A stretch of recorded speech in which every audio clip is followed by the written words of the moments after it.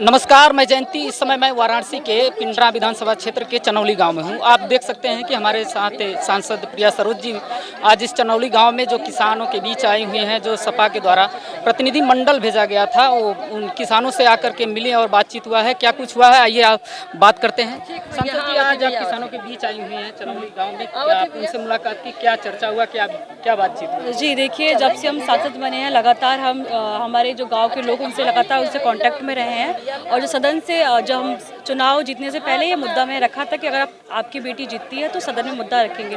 0 मैंने issue raise किया है और सदन में मैंने कहा था कि जो ज़मीन रजिस्ट्री पे रोक है और जो ज़मीन को लेन देन का और डिमांड कार्य में रोक है, वो रोक हटना चाहिए। क्योंकि हमारे जो किसान भाई है, उनकी बेटियों की शादी होती है, जो उनकी आय है, जो भी उनका घर में पैसा आता है, वो ज़मीन से ही आता है, खेती से ही आता है। लेकिन इसी चीज़ को लेके सरकार ने हमें जवाब दिया कि जो ये टाउनशिप डेवलपमेंट है, इसमें कोई रोक नहीं, कोई टलेगा नहीं। ये टाउनशिप डेवलपमेंट आगे उस पर कार्रवाई होती रहेगी। और ये टाउनशिप पे जो आप चाहती हैं, हम लोग जो किसान की जो मांग है, उसको मना कर दिया गया। तो इसी चीज़ को जो रात को 12 बजे जब यहाँ पे प्रशासन आए, यहाँ पे उनका जो रवैया है हमारे किसान के प्रति और गाँव के प्रति बहुत ही खराब था। उस चीज़ के लिए धरना प्रदर्शन चल रहा है कि जब किसान पीसफुली प्रोटेस्ट कर रहा है तो आप कैसे उनके साथ गलत व्यवहार कर सकते हैं। तो इस चीज़ को लोगों के बीच में आक्रोश है। किसानों का कहना है कि कई बार जब मैं मीटिंग के लिए बैठता हूं या कोई ऐसी चर्चा होती है तो पुलिस घर घर प्रशासन लगा दिया जाता है और पूरे गांव को छावनी में बदल दिया जाता है। देखिए, ये सरकार गुंडागर्दी वाली सरकार है जो किसानों को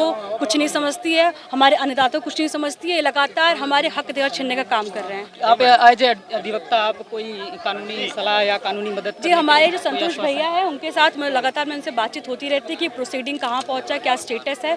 तो लगातार मेरी बातचीत हो रही है। ये मेरे लिए नया मुद्दा नहीं है, ये 2 साल से मैं लगातार इस पर मेहनत कर रही हूँ। और लेकिन ये है कि अब हम लोग को दिखाना है कि जनता के साथ हम सब खड़े हैं, इसलिए धरना प्रदर्शन दिखाने के लिए बैठे हैं। शुक्रिया।